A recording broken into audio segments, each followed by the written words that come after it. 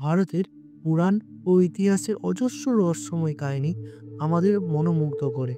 আজকের এই ভিডিওতে আমরা আলোচনা করব দুটি বিশাল গুরুত্বপূর্ণ ঘটনার গল্প নিয়ে, সমুদ্র মন্থন ও মহাকুম্ভ মেলা। গল্পের প্রতিটি ধাপে লুকিয়ে আছে গভীর দর্শন ও ঐতিহ্যের কথা। চলুন ভিডিওটি শুরু করা যাক।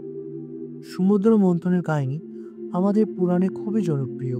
এটি মূলত বর্ণিত হয়েছে বৃহদ্রত বৈদিক গ্রন্থ ও বিষ্ণু পুরাণে। একবার দেবতারা শক্তি হারিয়ে ফেললে বিষ্ণুদেব পরামর্শ দেন যে সমুদ্র মন্থন করলে অমৃতের প্রাপ্তি সম্ভব। এই মন্থনের জন্যই দেবতা এবং অসুরদের ঐক্যবদ্ধ হতে হয়। মন্দার পাহাড়কে মন্থনের কাঠি এবং বাসুকীনাথকে দড়ি হিসেবে ব্যবহার করা হয়।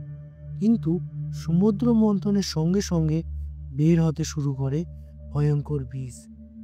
বিষের তেজ এত বেশি ছিল যে পুরো পৃথিবী ধ্বংস হতে পারে। ঠিক তখনই মহাদেব শিব সেই বিষ পান করেন এবং নিজের কণ্ঠে ধরে রাখেন। সেই থেকে তার নাম হয় নীলকণ্ঠ। তারপর সমুদ্র থেকে উঠে আসে 14টি মূল্যবান রত্ন, যার মধ্যে সবচেয়ে গুরুত্বপূর্ণ ছিল অমৃত।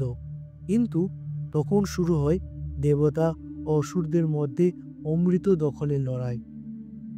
সমুদ্র মন্থনের সময় যখন অমৃতের কলস বা কুম্ভ বের হয়, তখন দেবতা ও অসুরদের মধ্যে সেই অমৃত রক্ষার জন্য প্রচণ্ড যুদ্ধ হয়।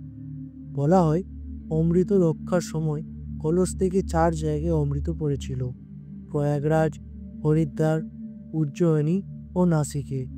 এই 4 পবিত্র স্থানে আজও কুম্ভ মেলা অনুষ্ঠিত হয়। প্রতি 12 বছর পর পর কুম্ভ মেলার আয়োজন হয়ে থাকে।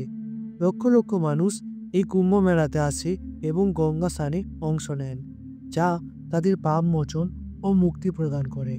কুম্ভ মেলা শুধু একটি ধর্মীয় অনুষ্ঠান নয়, এটি মানুষের মিলন ক্ষেত্র।